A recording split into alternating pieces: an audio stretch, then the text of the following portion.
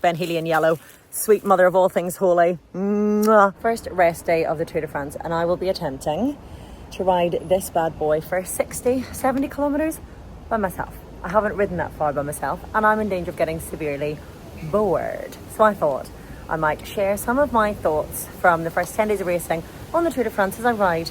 Keep me company, please. I'm standing here on the street waiting for a taxi because I still can't ride through London traffic. I'm not embarrassed about it anymore though. I'm going to own that. I'm going to own that shizzle. Come in. Thank you. Have a gorgeous day.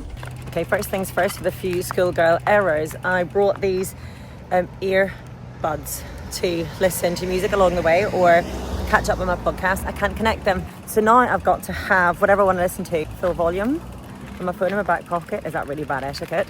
Am I a dickhead? Also, I've got this gorgeous little bike bag, right? How cute is this? But I've filled it to the brim. This shit is rattling everywhere. I've got a charging cable. I've got extra electrolyte. I've got a whole box of mints. I don't know what I think I'm going to be doing. These have been rattling just as I'm pushing my bike along. My strappy, flappy bits. And final feel before I get started. Desperately need a wee. And I know I'm a good 6 kilometres away. That'll keep me motivated, at least for the first half lap. Off we go, and I'll get thinking about my rest day reflections. Now, which supposedly takes the pressure off them as a team. I mean, if they don't win this tour, finish on the podium, then it is a disappointing tournament. Like Simon Yates just won the Giro. A few questions before I get to my rest day reflections. How do you stop getting pins and needles in your wrist? Does anybody else get that? And also my left foot. Is that weird? I get like a numb left foot. I clip in and out of my right foot. Is that connected? What's going on? Also, I discovered, as is probably very obvious, that you can't actually hear shit while you're riding along and your phone's in your back pocket. So I have been bored out of my brain for the last 35 kilometres. Help a girl out. What kind of headphones are best? AirPods? Any kind of earbuds? Do I use like the wired ones? Are they jawbreakers? Is that what you call them? On the bone? I'm never doing this on my own, in my own head for this long again. I mean, I meditate, but it's different. I don't physically suffer while I'm meditating. Quite the opposite. I sit still. I don't move. I concentrate on feeling at peace, not feeling in pain. So help me work that out. One final thing. What's the deal with fellow cyclists in the UK? When I was riding in Mallorca, everybody I passed was like, hola, buenos dias, full of the joys. So I was smiling, I was waving. I get to Richmond Park and I'm lucky if I get a cheeky little finger and a nod of the head. I mean, there's no what's the crack, lads. So I keep my head down, but does that make me the rude one? What's a cycling etiquette? I find it very solitary, but if I say hello to everybody, I get blanks back and that's quite discouraging. So what's the vibe? First things first, Ben Healy in yellow. Sweet mother of all things holy. Mwah. I didn't realise I would feel so emotional, and I think I speak for many Irish cycling fans, if not all. I had a proper tear in my eye to see that little tricolour. You know when they have the top 10 in the general classification with their flags next to the riders' names, to see that little tricolour up there. I'm getting emotional just thinking about it. It's incredible. We haven't had that since Stephen Roach in 1987. And I was a little kid then. All I remember is hearing about Stephen Roach on the news, like vaguely. And I didn't know what the Tour de France was, but I just remember thinking, wow, there's somebody Irish that's beating the best of the world in France. It made me so proud, and I didn't realise we'd have to wait almost 40 years to get it again. I actually didn't think I'd ever see it again in my time working in professional cycling. So it's incredible. Ben, we are so motherfucking proud of you. Secondly, obviously, Simon Yates, what a stage win that was. I feel like if you were to plan to be able to take a Bastille Day stage victory off the back of winning the Giro d'Italia, you've got to try to ride those first 9 stages as stealthily and as anonymously as possible. And by design or default, who knows, but that's exactly what Simon Yates did. Ship time on stage 1.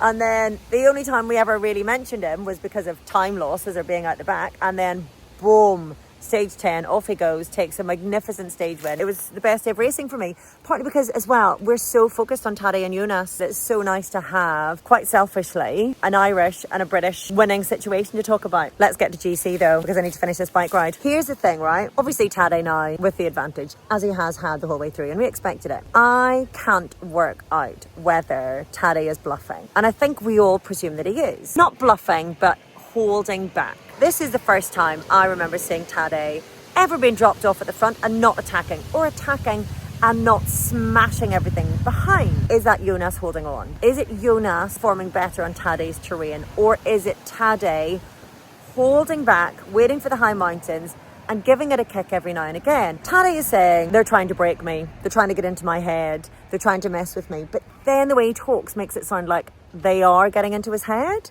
So even on stage 10, he's saying, oh, they're attacking me left, right and centre.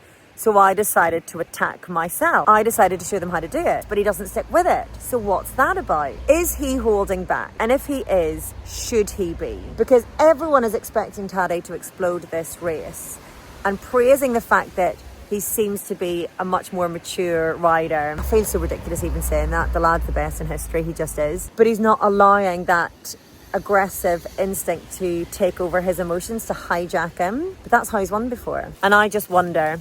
The other big thing that people are talking about is the fact that Visma are attacking, but Jonas isn't. And that's got to be a big question mark as well. Brilliant that he's staying on Tadej's wheel. Brilliant that he's right there on Tadej's terrain. But he needs to attack. He's got time to make up. He needs to get in front. Yes, when we get to the high mountains, that's when we would expect it. However, we can't wait till stages 18 and 19. We've got Otakam, we've got a mountain time trial, we've got Super Bannière next week. It could be smashed to shizzle by then. So I feel like we're going into the second week of racing still without a clue how it's going to go. And by the way, Remco, just silently sitting there, happy as you like, virtual second on general classification. Yes, he did lose 6 seconds to Jonas and Tadej on stage 10. But still, solid from Remco. Very quick mentions, please, shall we, for Oscar Onley. Oh my life, this 22-year-old Scottish rider is sensational. He only lost 6 seconds to Tadej and Jonas on stage 10. He finished with Remco and Roglic.